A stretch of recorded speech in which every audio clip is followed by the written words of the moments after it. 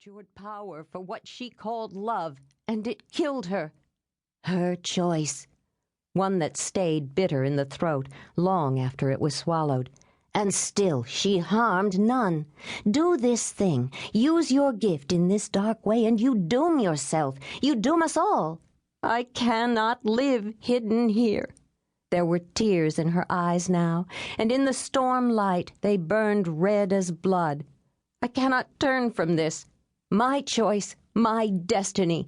I take his life for hers and damn him for all time. And calling for vengeance, shooting it like a bright and deadly arrow from a bow, she who was known as Earth sacrificed her soul.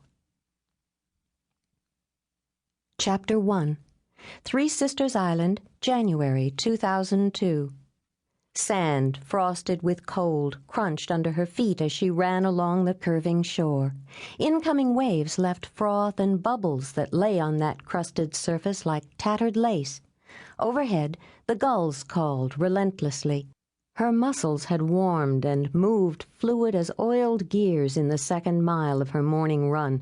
Her pace was a fast and disciplined jog, and her breath, timed huffs, rushed out in white plumes and rushed in, sharp and cold as shards of ice. She felt fabulous. The wintry beach held no footprints but her own, and hers were stamped, new over old, as she jogged back and forth across the gentle sweep of winter beach. If she'd chosen to do her 3 miles in one straight line, she could have crossed Three Sisters from side to side at its widest point. The idea of that always pleased her. The little clump of land off the coast of Massachusetts was hers, every hill, every street, every cliff and inlet.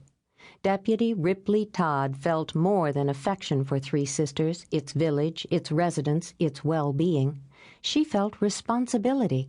She could see the rising sun glint against the windows of storefronts on High Street. In a couple of hours, the shops would open. People would walk along the streets, going about the day's business. There wasn't much of a tourist trade in January, but some would come over from the mainland on the ferry, poke about in the shops, drive up to the cliffs, buy some fresh fish right off the docks. But for the most part, the winter was for islanders. She loved the winter best. At the end of the beach, where it bumped the edge of the seawall just below the village, she pivoted and headed back across the sand. Fishing boats plied the sea that was the color of pale blue ice. It would change as the light strengthened, as the sky deepened. It never failed to fascinate her how many colors water could hold. She saw Carl Macy's boat, and a figure, tiny as a toy, in the stern, raised a hand. She saluted back, kept running. With under 3,000 islanders year-round, it wasn't hard to know who was who. She slowed her pace a bit, not only to cool down, but to prolong the solitude. She often took her morning runs with her brother's dog, Lucy, but that morning Ripley had slipped out alone. Alone was another thing she liked best. And she'd wanted to clear her mind. There was a great deal to think about, some of which she preferred not to, so she tucked those annoyances and problems away for now. What had to be dealt with wasn't precisely a problem. You couldn't call something that made you happy a problem. Her brother was just back from his honeymoon, and nothing could have pleased her more than to see how happy he and Nell were together. After all they'd been through, and what it had nearly cost, seeing them cozied up together in the house where she and Zach had grown up was pure satisfaction. And over the past months, since summer when Nell had ended her flight from fear on the island, they'd become real friends. It was a pleasure to see the way Nell had bloomed and toughened. But all that mushy stuff aside, Ripley thought, there was one little blight on the rose, and its name was Ripley Karen Todd. Newlyweds didn't need to share their love nest with the groom's sister.